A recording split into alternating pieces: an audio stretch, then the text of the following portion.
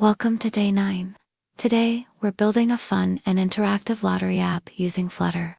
This app will help you understand two important concepts: random number generation and state management in Flutter.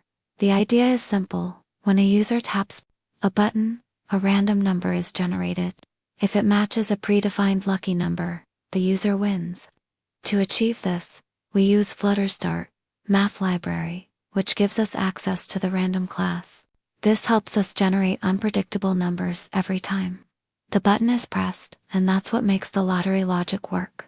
For the UI, we use a container widget with box decoration to style the card, adding border radius, background color, padding, and some spacing using size.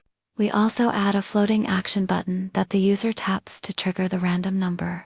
This app teaches you how to manage Flutter states using setState, and how the UI updates based on logic. In the next part, we'll polish the UI even more. So make sure to stay tuned. If you found this helpful, don't forget to like and follow. See you in day 10.